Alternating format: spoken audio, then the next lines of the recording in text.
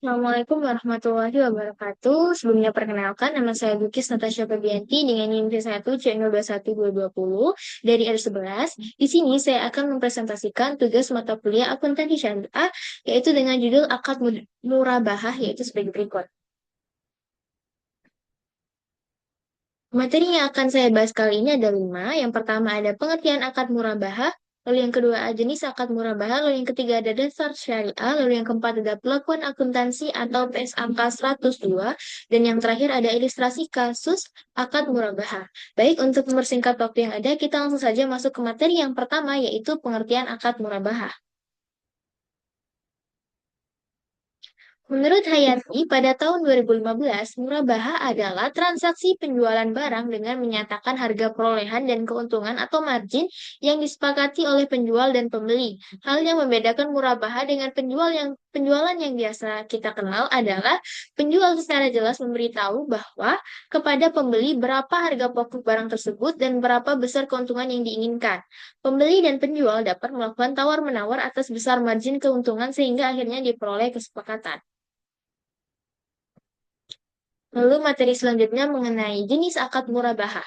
Ada dua jenis akad murabahah, yaitu sebagai berikut. Yang pertama ada murabahah dengan pesanan atau murabahah to the purchase order, yaitu penjual melakukan pembelian barang setelah ada pemesanan dari pembeli. Murabahah dengan pesanan dapat bersifat mengikat atau tidak mengikat pembeli untuk membeli barang yang dipesannya. Lalu yang kedua ada murabahah tanpa pesanan, yaitu penjual melakukan pembelian barang tanpa ada pemesanan dari pembeli. Murabahah jenis ini bersifat tidak mengikat. Lalu yang materi selanjutnya yaitu mengenai dasar syariah. Sumber hukum akad murabahah ada dua, yaitu yang pertama ada Al-Quran berdasarkan Quran Surat An-Nisa ayat 29, yaitu, Hai orang-orang yang beriman, janganlah kamu saling memakan atau mengambil harta sesamamu dengan jalan yang batil atau tidak benar, kecuali dengan jalan perniagaan yang berlaku dengan sukarela di antaramu.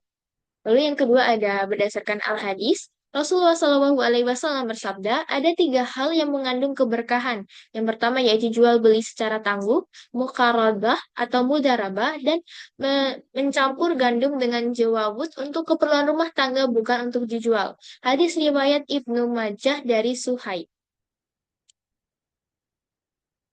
Baik, materi yang selanjutnya yaitu mengenai pelakukan akuntansi atau PSAK 102.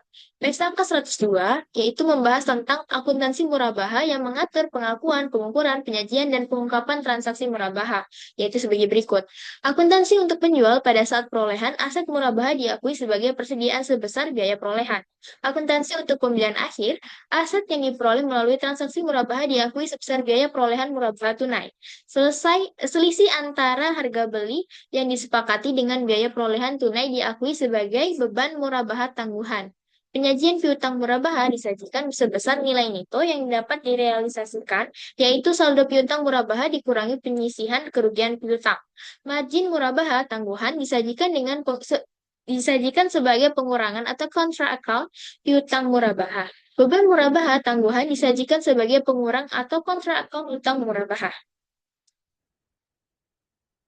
Baik, materi yang terakhir yaitu mengenai ilustrasi kasus akad murabahah.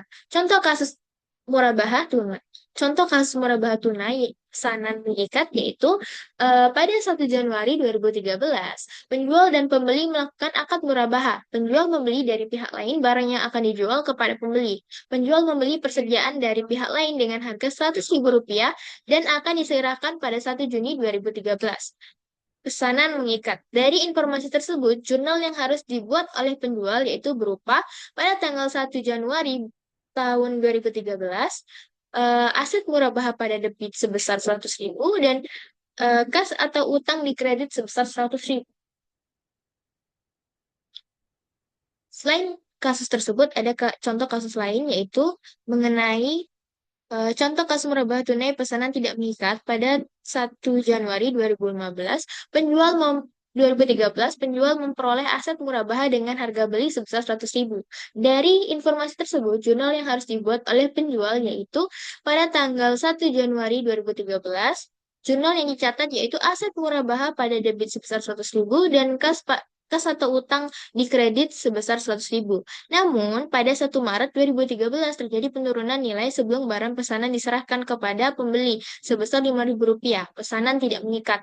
Dari informasi tersebut, jurnal yang harus dibuat oleh penjual yaitu sebagai berikut. Pada tanggal 1 Maret 2013, jurnal yang dicatat adalah kerugian penurunan nilai pada debit sebesar 5.000 dan aset murabaha di kredit sebesar 5.000. Baik, itu saja materi yang bisa saya sampaikan. Apabila ada kesalahan dan kekurangan, saya mohon maaf. Wassalamualaikum warahmatullahi wabarakatuh.